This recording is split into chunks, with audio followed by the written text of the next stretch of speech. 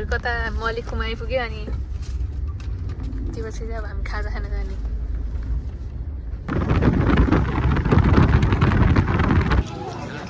Guys हामीहरू चाहिँ अहिले खानासाना खाएर आएको छ अनि गाइजहरू आज चाहिँ डे 2 अनि बिहान भइसक्यो अनि हामीहरू चाहिँ हिजो एकदम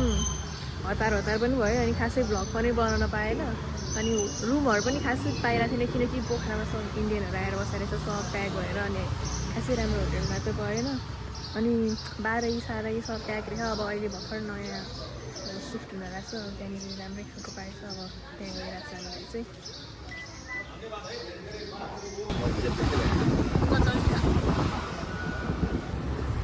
अहिले चाहिँ we are at new hotel होइन अब लेट्स होप रुम पाउँछ। हामीहरू चाहिँ अहिले गो कार्टिङ गर्न आएको छ अनि यो लड सकेपछि यो पछि हाम्रो टर्न गेस्टमा अहिले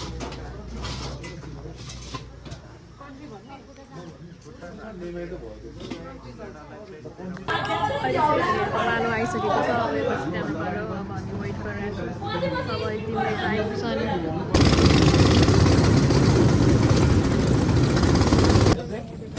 गो कार्टिङ गरेर आयो अनि रितेशको चाहिँ पुरै हिलो भएछ। देखा त है पछाडि फर्किँदा पछाडि फर्किँदा यसको चाहिँ पुरै गो कार्टिङ गरेर चलाइरहेको छ त्यही कारणले गर्दा यसको चाहिँ पुरै पेन्ट सेन्ट सब अब गो कार्टिङ गऱ्यो यो पछि चाहिँ अब we are going to Coco beach अनि त्यसपछि त्यस्तै अब अरू फेमस रेस्टुरेन्टहरू त्यही लेक साइडनिरको त्यो पामेनिरको अनि त्यसपछि चाहिँ हामीहरू बेगनास्ताल जाने होला। बेगनास्तालपछि होटेल लेट्स गो। हामीहरू चाहिँ अहिले कोको बिच आइपुगेको छ अनि यो पछि चाहिँ अब म भित्रको टुर गर्नेवाला छु।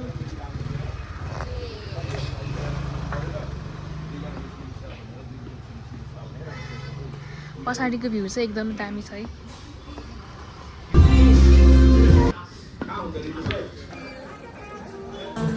हामी चाहिँ अहिले खाजासम्म खाएर हामीहरू बसिरहेको छौँ अनि त्यस्तै त्यहाँनिर बोटिङ गरिरहेको छ। कोको बिच गइसकेपछि चाहिँ अब हामीहरू सायद त्यो ठुलोवाला बोट हुन्छ नि त्योवाला बोटमा बोटिङ गर्न जाने होला अनि त्यसपछि चाहिँ हामीहरू बेलुका बेगनास्ताल जानु भनेको अब त्यहाँनिर अब नभ्याउने भयो त्यहाँसम्म जान हो त्योभन्दा बरु बेलुका लाइट म्युजिक साइडतिर गएर। यहाँ चाहिँ कागले हग्या रहेछ तर यो कागले कसरी हग्यो क्या सिधा हग्या भयो कि त यहाँ पर्थ्यो 90 80 डिग्री 60 डिग्री 70 डिग्री 30 डिग्रीमा कसरी हगेछ अहिले। गाइस यहाँ चाहिँ कति धेरै इन्डियनहरू छ तपाईँहरू देख्न सक्नुहुन्छ। अझै यता केही पनि होइन राति पनि ठाउँ सुत्दिन हाम्रो गाडीमा सुतिया छ पुरै सन्तानै आएर जन्ती नै यो सब इन्डियातिरको गाडीहरू यो बसहरू यो बस मात्रै रहेछ अरू त नेपालकै रहेछ। सबै होटेलभरि नै इन्डियनहरू छ यता साइडतिर पनि हेर्नु यहाँ सबै इन्डियनहरू। हामीहरू चाहिँ अहिले हामीहरूको नयाँ होटेलमा आएपछि जुन चाहिँ एकदम राम्रो छ कम्पेयर टु लास्ट टाइम अनि यता हेर्न सक्नुहुन्छ this is the room tour. एसीहरू सबै छ हिजोकोमा थिएन एकदम नराम्रो लागेको थियो हिजो गर्मी भएर।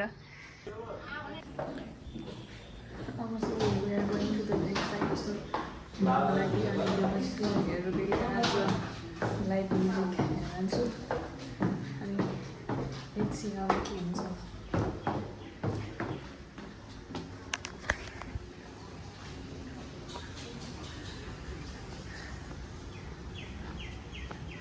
हेलो हेलो हेलो भन। हामीहरू चाहिँ अहिले लेक साइडमा घुमिरहेको छु।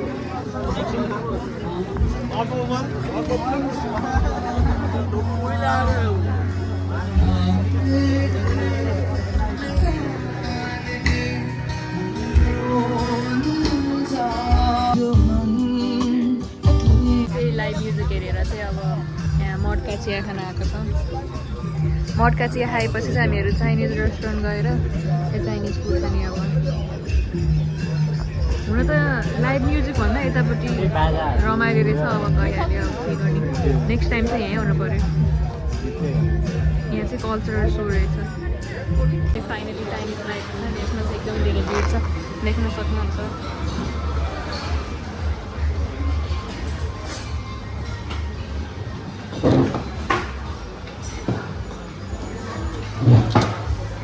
दुबईको एक्चुअली अहिले चाहिँ हामीहरू चाइनिज फुड खाइरहेको यो काँक्रो यो प्राउन अनि यो चाहिँ चिकन चिल्ली कस्तो लागेन खाऊ है काठमाडौँको राम्रो के यताको दुबईको कि कतारको राम्रो तपाईँलाई काठमाडौँको राम्रो लाग्यो कि यहाँको यहाँ पनि राम्रो छ काठमाडौँ राम्रो छ तपाईँलाई चाइनिज खाएको ठाउँ चाहिँ यता हो खाना खाएको अनि मलाई चाहिँ यताको भन्दा चाहिँ काठमाडौँको धेरै मन पऱ्यो तर यहाँ चाहिँ धेरै स्पेस रहेछ काठमाडौँको भन्दा त्यो चाहिँ एउटा राम्रो कुरा हो तर चाइना जस्तो देख्छ तर यताको भन्दा चाहिँ काठमाडौँकै मिठो लाग्यो है न्यू सङसिङ त ओजी भइहाल्यो यही हो यसमा चाहिँ 3टा फ्लोर छ तल पनि बस्नु मिल्छ माथि पनि त्योभन्दा माथि चाहिँ त्यही गीत सित गाउने क्यारियोके गर्ने ठाउँ रहेछ अहिले चाहिँ टाइम भन्नुपर्दा अलमोस्ट होइन 10 बजिसक्यो अनि त्यसपछि अझै पनि लेफ्ट साइडमा चाहिँ चहलपहल चाहिँ एकदम धेरै छ मान्छेहरू अझै घुमिरहेको छ रातिहरूसम्म यो होटेल चाहिँ हामीलाई पहिला स्कुलले लिएर आएको थियो होइन हामीहरू ट्रिप जाँदाखेरि हामी यहीँ बसेको थियौँ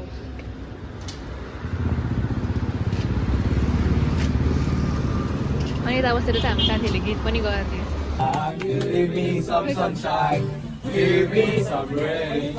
give me another chance to grow up once again. हामीहरूको अहिले होटेलमा आइपुगिसक्यो अनि आजको ब्लग चाहिँ सकिसक्यो अब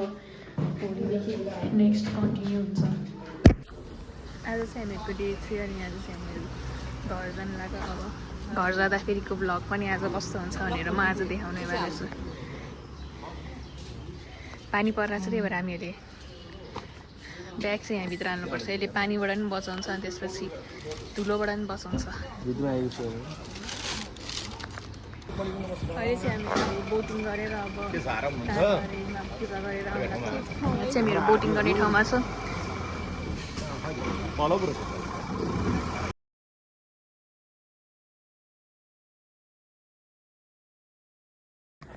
हामीहरू चाहिँ अहिले बोटिङ गरिरहेको छौँ यो वाला बोटिङ चाहिँ कति 10-15 वर्षपछि मात्रै यो वाला बोटिङ गरे होला पहिला चाहिँ अर्को वाला थियो साइक्लिङ वाला गरेको थियो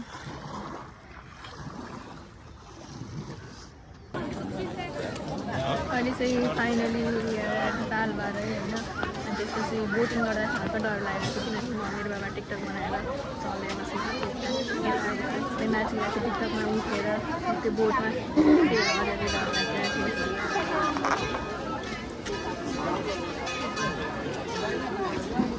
बाबाको चाहिँ अब यहाँ गाडीले हालिसकेको छ लाइन बसेर पर्दैन न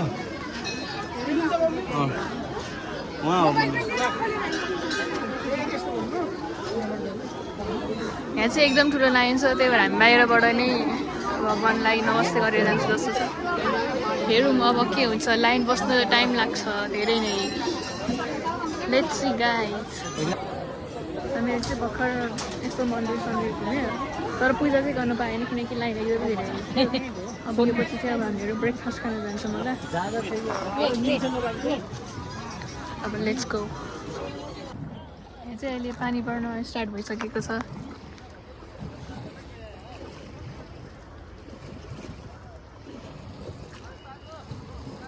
यहाँ चाहिँ सास फेर्नु हुँदैन अनि मम्मीले चाहिँ सास नहिरिकन बाबाले 5,000 दिन्छ र मम्मीले सास फेरि होइन भर्खर फेरेको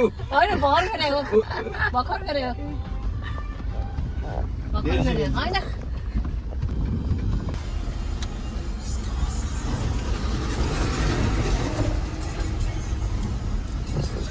हामीहरू चाहिँ पोखराबाट आइपुग्यो अनि हिजो चाहिँ भ्लगिङ गर्न पाएन किनकि राति भइसक्यो नि त अनि त्यो कारणले गर्दा अनि स्विमिङ पनि गर्न पाएन अनि साइक्लिङ पनि गर्न पाएन किनकि पानी परेको हुनाले बोटिङ गरेपछि अब अहिले चाहिँ हामी काठमाडौँ गइरहेको छौँ मम्मीलाई देखाएन अरे भ्लगमा र मम्मी त हेलो भनिदिनु हेलो मुख देखाउनु न हेलो भन्नु है। हेलो ल भन्नु के भन्ने हो देखाएन भने होइन ल भर्खर खाना खायो खाना खाएर पिरो भयो यहाँ बोल्ने भएको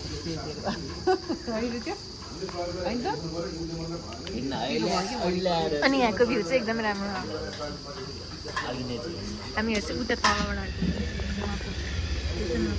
यो पनि नकोटेर तर यो पनि अझ टाढा हामी डाँडामा